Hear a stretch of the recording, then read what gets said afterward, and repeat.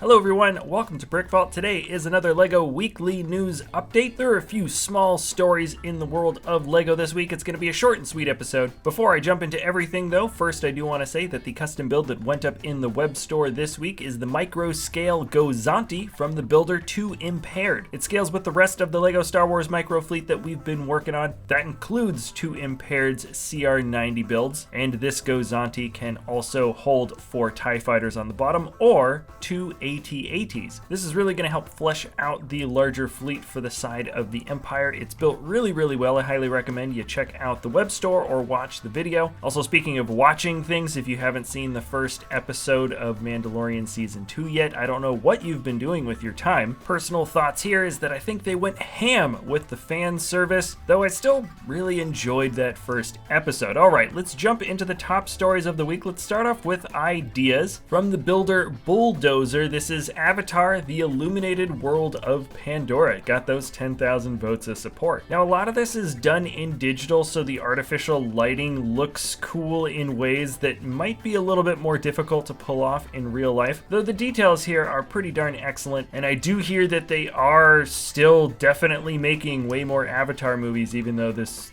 last one I think came out like 10 years ago or something. Love the colors. Build quality is pretty good. The minifigures look great. Congratulations to Bulldozer for getting those 10,000 votes of support. Also, it was revealed this week, and now the promotion is live. The latest Star Wars gift with purchase for November, but is live right now, is the Han Solo Carbonite metal keychain made of real carbonite. Just kidding, it's probably made of the same metal that the chain part of the keychain is made of, and you can get it with a purchase of $100 or more of any LEGO Star Wars products. And of course, while supplies last. Personally, I don't think it's a bad promotion idea. The fact that they made a thing out of metal that's supposed to be metal in universe for the first time, that makes sense, and I like that people have a higher chance of getting this than is something like maybe one of those platinum R2-D2s or the gold C-3POs or Boba Fett's that were those single-time releases from way back in the day. And also, it feels like some folks are definitely going to be fitting this inside their Razor Crest at some point, because that just seems like a natural resting spot for a product, a little thing like this. Let me know what you guys think about this in the comments below. Would you have preferred a smaller LEGO set, some exclusive minifigure included with it or something like that? I'm certain that some of you are part of that camp, at least. And then an interesting announcement happened this week. Also, LEGO partners with Unity for a new LEGO Microgame. That's what they're calling it. They made a little launch trailer to give you a better idea of what the game is about, though I'm still a little bit confused. I think it's sort of like a runner game, similar to how people can make custom Mario levels and stuff like that. You have to get from one end of a place to another end. Maybe there's time trials, and you can build obstacles and pitfalls and other things within the game. So each of your levels can look different, feel different, and you can import builds from Studio 2.0 directly into the game as well. Now, of course, this doesn't mean you can import like spaceships that you can fly, but I think you can import a spaceship or a vehicle or literally anything as a static object. They say that they can talk you through the steps to create your game to start sharing it in less than 45 minutes, so that means roughly it'll take you around 45 minutes, I suppose, to build a standard level. And I can't help but hope that this micro game is maybe a way for them to test this platform with Studio and perhaps make a much bigger,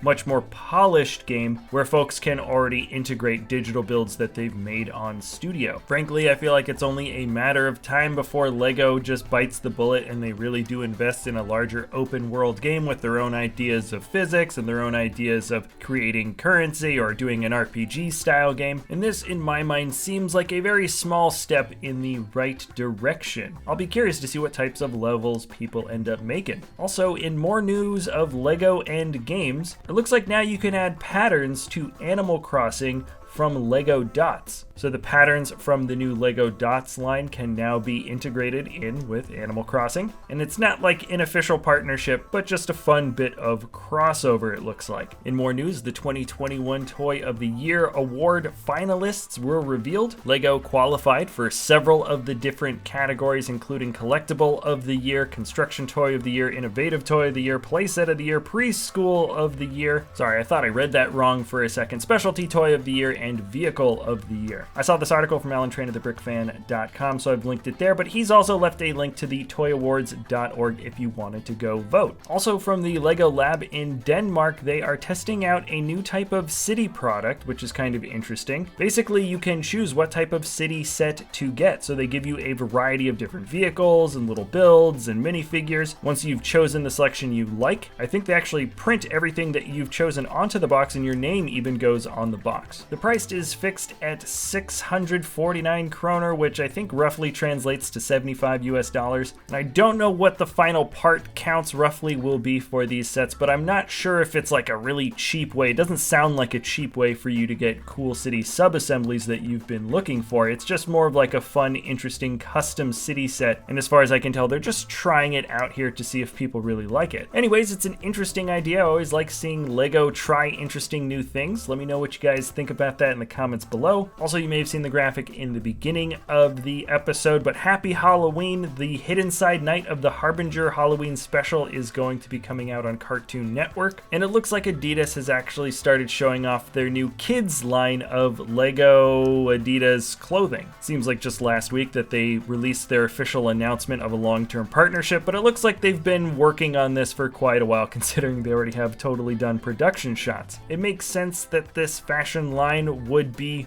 released exclusively for kids, and I've left a link to these production shots if you want to take a closer look at more of these LEGO kids clothes. That is going to be it for this LEGO Weekly News update. Hope you guys enjoyed. Top 10 mocks of the week is on Monday. Happy Halloween, everyone. Hope you guys have fun and stay safe. Thank you so much for watching, and we'll see you next time at BrickVault.